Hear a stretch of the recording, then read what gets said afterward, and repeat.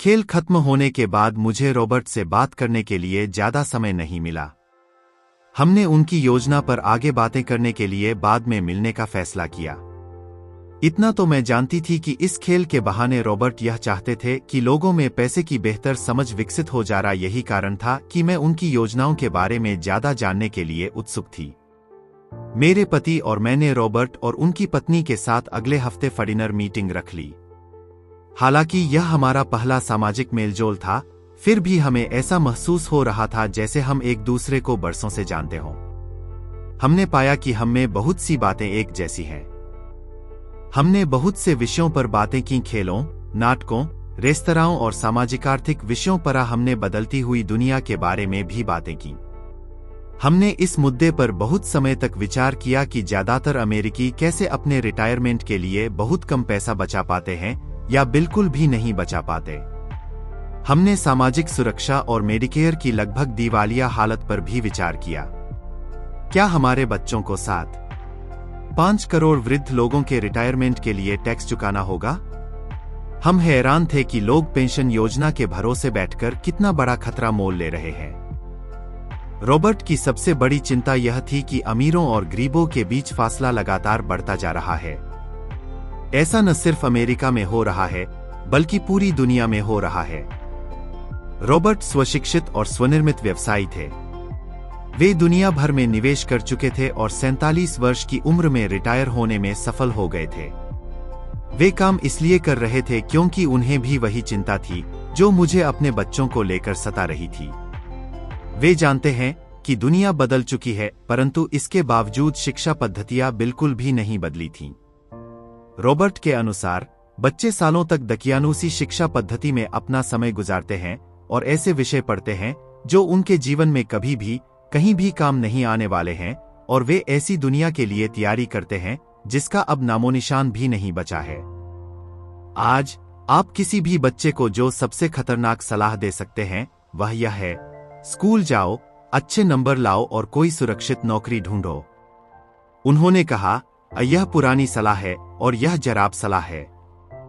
अगर आप यह देख सकते हैं कि एशिया, यूरोप, दक्षिण अमेरिका में क्या हो रहा है, तो आप भी उतनी ही चिंतित होंगी जितना कि मां। रॉबर्ट के अनुसार यह बुरी सलाह है, क्योंकि अगर आप चाहते हैं कि आपके बच्चे का भविष्य आर्थिक रूप से सुरक्षित हो, तो आप पुराने नियमों के सहारे नए खेल को नहीं खेल सकते। यह बहुत खतरनाक होगा। मैंने उससे पूछा कि पुराने नियमों से उसका क्या मतलब है।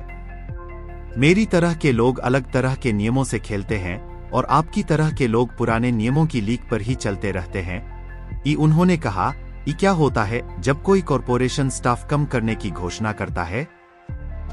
लोगों को नौकरी से निकाल दिया जाता है, परिवार तबाह हो जाते हैं, बेरोजगारी बढ़ जाती है। हाँ, परंतु कंपनी पर इसका क्या असर पड़ता है, खासकर जब वह कंपनी स्टॉक एक्सचेंज में दर्ज हो? जब स्टाफ कम करने की घोषणा होती है तो स्टॉक की कीमत बढ़ जाती है, मैंने कहा। जब कंपनी तनख्वाह का वर्ज कम करती है तो बाजार इस बात को पसंद करता है, ऐसा चाहे स्टाफ कम करके किया जाए या फिर कंप्यूटर के माध्यम से किया जाए। उन्होंने कहा, ये आप ठीक कह रही हैं। और जब स्टॉक की कीमतें बढ़ती हैं तो मेरी तरह के लोग, यानी जिनके पास उस कंपनी के शेयर होते हैं, वे ज्यादा अमीर हो जाते हैं। अलग तरह के नियमों से मेरा यही आशय था। कर्मचारी हारते हैं, मालिक और निवेशक जीतते हैं। रॉबर्ट कर्मचारी और मालिक के बीच के फर्क को समझा रहे थे। यह फर्क था अपनी किस्मत पर खुद अपना नियंत्रण होना या फिर अपनी किस्मत पर किसी दूसरे का नियंत्रण होना। परंतु ज्यादातर लोग यह नहीं समझ पाते हैं कि ऐसा क्यों होता है। मैंने कहा, उन्हें लगता है कि यह ठीक नहीं है। उसका जवाब था, इसीलिए तो बच्चों से यह कहना मूर्खता है, अच्छी शिक्षा प्राप्त करो। यह सोचना मूर्खता है कि स्कूलों में दी जा रही शिक्षा से बच्चे उस दुनिया का सामना करने के लिए तैयार हो जाएंगे जिसमें वे कॉलेज के बाद पहुंचने वाले हैं। हर बच्चे को ज्यादा शिक्षा की जरूरत है, एक अलग तरह की शिक्षा की, और उन्हें नए नियमों को जानने की भी जरूरत है, अलग तरह के नियमों को जानने की। धन के कुछ नियम होते हैं जिनसे अमीर लोग खेलते हैं और धन के कुछ और नियम होते हैं जिनसे बाकी 95% लोग खेलते हैं। और ये 95% लोग उन नियमों को अपने घर और स्कूल में सीखते हैं। इसीलिए आजकल किसी बच्चे से यह कहना खतरनाक है, मन लगाकर पढ़ो और अच्छी नौकरी खोजो। आज बच्चों को अलग तरह की शिक्षा की जरूरत है और आज की शिक्षा नीति उन्हें कुछ मूलभूत बातें नहीं सिखा पा रही है। इस बात से कोई फर्क नहीं पड़ता कि क्लासरूम में कितने कंप्यूटर रखे हैं या स्कूल कितना पैसा खर्च कर रहे हैं। जब शिक्षा नीति में वह विषय ही नहीं है तो उसे किस तरह पढ़ाया जा सकता है? अब सवाल यह उठता है कि किस तरह माता पिता अपने बच्चों को वह सिखा सकते हैं जो वे स्कूल में नहीं सीख पाते। आप अपने बच्चे को अकाउंटिंग किस तरह सिखाते हैं? क्या इससे वे बोर नहीं हो जाते? और आप उन्हें किस तरह निवेश करना सिखाएंगे जब एक पालक के रूप में आप खुद निवेश के खतरे से डरते हैं? अपने बच्चों को सुरक्षित जीवन के लिए तैयार करने के बजाय मैंने यह बेहतर समझा कि उन्हें रोमांचक जीवन के लिए तैयार किया जाए। तो आप किस तरह किसी बच्चे को धन और उन सब चीजों के बारे में सिखा सकते हैं जिन पर हमने अभी विचार किया है? मैंने रॉबर्ट से पूछा। हम किस तरह इसे माता पिता के लिए आसान बना सकते हैं, खासकर तब जब उन्हें खुद ही इसकी समझ न हो? उन्होंने कहा, मैंने इस विषय पर एक पुस्तक लिखी है। वह पुस्तक कहाँ है? मेरे कंप्यूटर में। यह बरसों से वहीं विस्तरी पड़ी है। मैं कभी कभार उसमें कुछ बातें जोड़ देता हूं, परंतु मैं आज तक उसे कभी इकट्ठा नहीं कर पाया। मैंने इस पुस्तक को तब लिखना शुरू किया था जब मेरी पहली पुस्तक बेस्टसेलर हो गई थी, परंतु मैं अभी तक अपनी नई पुस्तक को पूरा नहीं कर पाया हूं। यह अभी भी खंडों में है और वह पुस्तक निश्चित रूप से खंडों में ही थी। उन बेतरतीब खंडों को पढ़ने के बाद मैंने यह फैसला किया कि पुस्तक निश्चित रूप से बेहतरीन थी और समाज में इसकी बहुत जरूरत थी, खासकर ऐसे समय में जब दुनिया तेजी से बदल रही थी। हम दोनों तत्काल इस निर्णय पर पहुंचे कि मैं रॉबर्ट की पुस्तक में सहलेखक बन जाऊं। मैंने उनसे पूछा कि उनके विचार से किसी बच्चे को कितनी वित्तीय शिक्षा की जरूरत होती है। उन्होंने कहा कि यह बच्चे पर निर्भर करता है।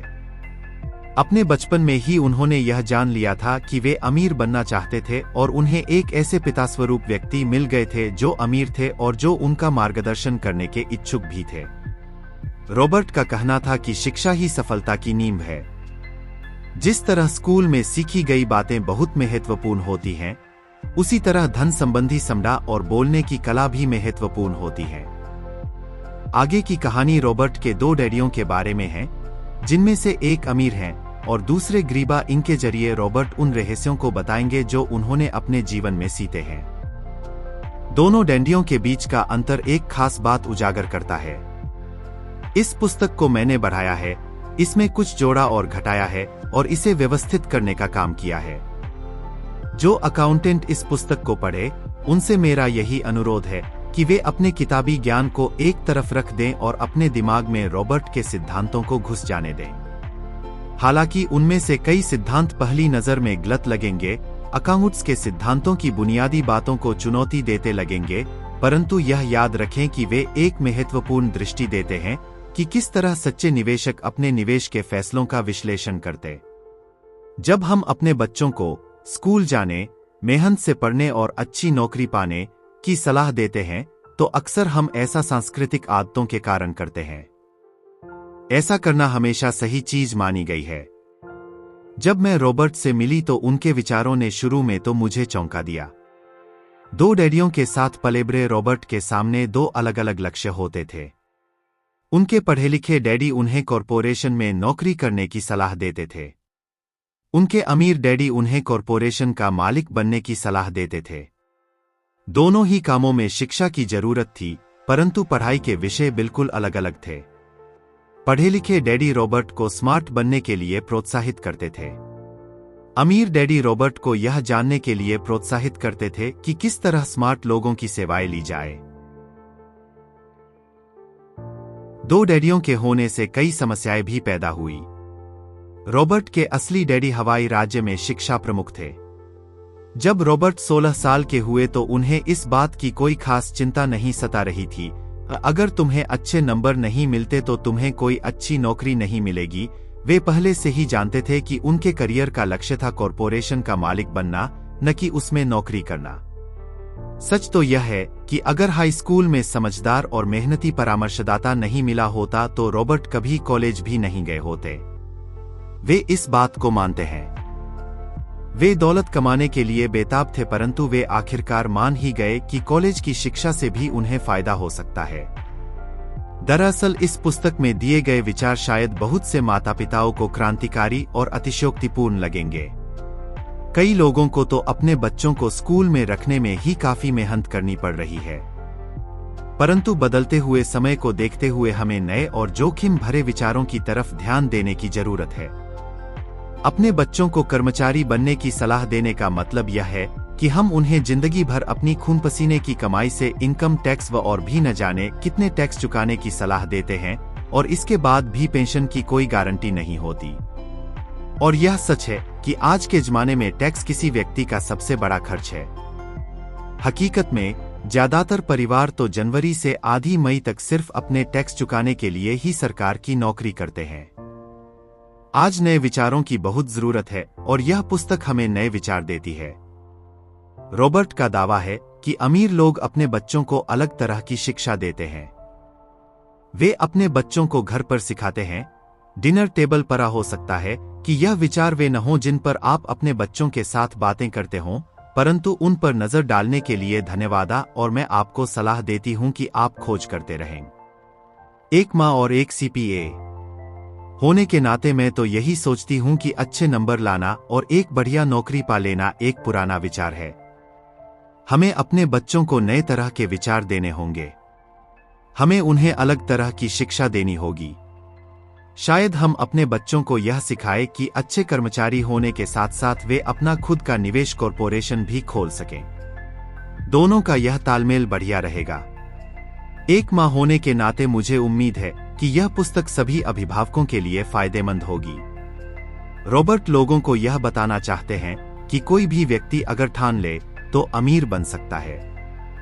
अगर आप एक माली या गेटकीपर हैं या पूरी तरह बेरोजगार हैं, तो भी आप में खुद को और अपने परिवार के लोगों को धन संबंधी बातें सिखाने की काबिलियत है। यह याद रखें कि धन संबंधी बुद्धि वह दिमागी तरीका है जिससे हम अपनी धन संबंधी समस्याओं को सुलझाते हैं। आज हम ऐसे विश्वव्यापी तकनीकी परिवर्तनों का सामना कर रहे हैं जिनका सामना हमने आज से पहले कभी नहीं किया।